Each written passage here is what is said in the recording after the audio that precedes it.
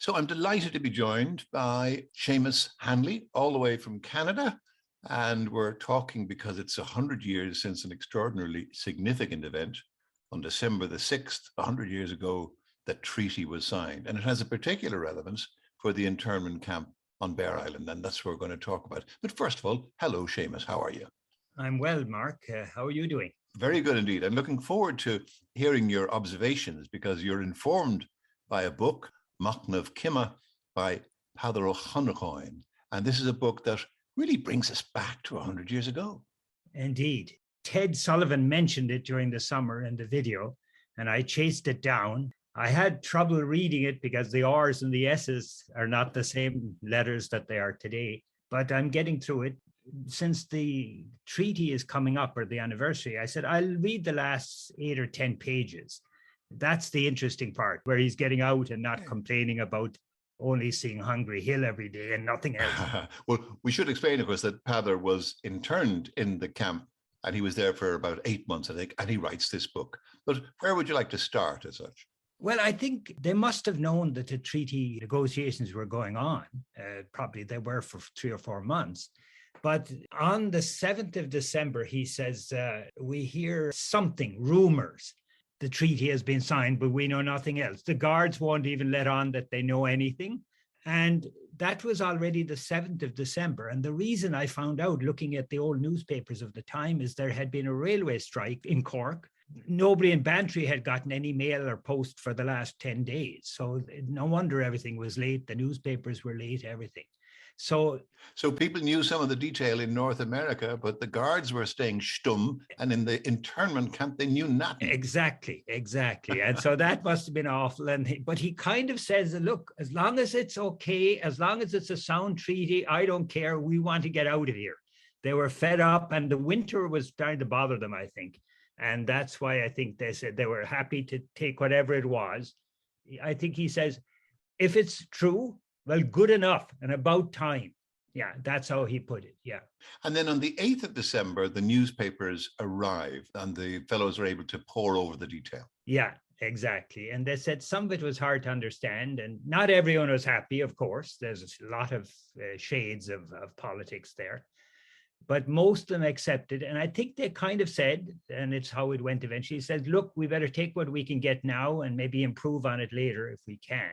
But he was still pretty upset that they'd been betrayed in a certain amount. He knew that. He said the hand of the English fraudster, that's what my dictionary says, Rian Kalisha Sasana, was very evident. He said, I thought the biggest issues were about the oath of allegiance. That was the last sticking point in the treaty. But it turns out the soreness was about the English siding with the North and helping the crowd in the North to get their own parliament, and that they wouldn't ever have to join the South if they didn't want. Yeah. That's what was making him sore. But he says, look at them, what cliers they are. He says, knock ye the clierie, Ian. What else would you expect from them? If we'd beaten them properly before the truce and show them how strong we were, we might have gotten a better deal. But the jury is out, I think, on whether they really were out of gunpowder and everything at that point, or whatever. That's the best they could do. When one hears that the internment camp is closed, it's kind of tempting to imagine that the doors opened and they all went home, but it's more complicated than that.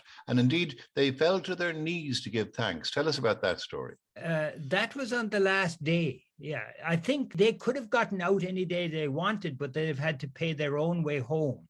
So the problem is, I think there was a couple of hundred of them there. They had to wait until a big enough boat or ship came to take them all out, because they could go out, be put out to the mainland. And he says on the cost, the English would pay for them to go out to the mainland, but then they have to make their way home. So they waited until the boat was ready, and that only came on the Saturday, 4 days later. It was on the last morning. They were supposed to be ready for 6, but they weren't ready till 7. Why? They were up at 4:30 in the morning, a dark, December morning. They decided they'd go down on their knees, and they said the rosary in their hut. And the English sentries that were sent to get them and tell them, hurry on, were standing there and were told to get them out of here. We got to get going. And they said, no, we're going to say the rosary. And they did. And they thanked God for getting them safe from the Brits, and getting out of there with their health. There's a saying that said, he says, being law of day or an ubber, or God's hand is in the work. And they took that to mean that God's hand was in the work of the treaty and in getting them out of there as well. And that God had their back. God had their back, exactly. Yeah. Tell me, these fellows who'd been interned in Peadar for 8 months, what gave him great joy? What fluid gave him great joy, as if you like, subsequent to the treaty? Oh, yes. It didn't sound like he was much of a drinker at all, actually. I think they were being careful. They had no money anyway to buy it. And there was some drink going around. And even what they drank the last morning, whoever had a few pennies paid the other people for the drink they had. The Saturday morning they went out, but the Friday they were left free in the camp to go anywhere around the island that they wanted, with no sentries, no anybody. So that was their first free day, was on the Friday, the day before, while they were waiting for the boat. And a lot of them obviously went down the village to the pubs. And I'm not sure what pubs were there at the time. He wasn't all that keen on the drink, and he was a bit afraid of it. And he says, and luckily I got an excuse not to go in with them. He says, because somebody sent me an invitation to go into another house. And he says, it sounds to me like there was a part of the pub that was more like a restaurant or something like that. And he says, I went there, and board tea. It was all tables set out for tea, laid for tea. And there was a number of men sitting around the board. Agus iad ag cainteach, agus bannan tea, agus an sherivíisiúch ag fraspalara. The woman of the house and the servant person were waiting on them. And listen to what he said. Dia ling, a lehed de rire. What a sight. Go kahunta gur curran te shin, kudika nach mor meshke. It's no wonder that just the tea itself made some of them drunk, he said. An tífnis a bhain leis, but ciúntach leis an meisce sin, he says. It's just how beautiful it was that made them drunk. Just tea.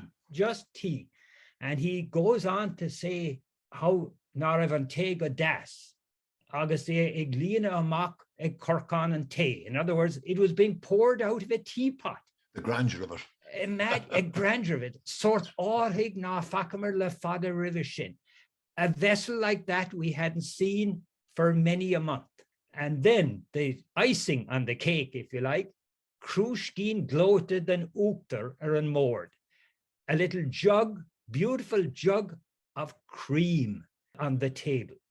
And everything else, yeah. And then the woman herself and the man and their daughter, and they were a Coronul doing Gorev the Fihidi Falter rowing, that we were more than welcome. And how beautiful a change it was from the mugga iron, the iron mugs, and unbuckade tea, the buckets of tea, and the rough, the Gara Frostel on Campa, how awful, and rough the camp was. But he mentions later, the morning after, when they were coming down the village to go to the boat, he says that when they were coming down the village, they'd woken up everybody up with their singing, but that in winter of Varaku were out, the Murphys were out and up and telling them good, safe travels and all that. So we think it was some Murphys that gave them the tea. I don't know enough about the who had pubs and who had food and that sort of thing there at that time. Yeah. But anyway. It's fascinating. It puts a human face on important historical events of a century ago. We're talking about Machtnamh Cime by Peadar Ó hAnnracháin. And if people wanted to read this for themselves, is it something people can get to? Well, I had such trouble to find it through the university. I got a copy of it through my university here. They got it from the United States. And thanks to technology, I just went and scanned the whole thing, and I've put it on a website. And if people email me, I will give them the website privately. I don't put it where where Google can find it, but I think it would be good. They'll have to be warned, though, that the R's and the S's that are used in that are the old, they're not, I think, I can't remember which is which. There's a chlorovonic and there's a clo something else. I'm not sure. It's not easy, but these little pieces are lovely, I think. As you say, to put a human side to it. Exactly. Okay.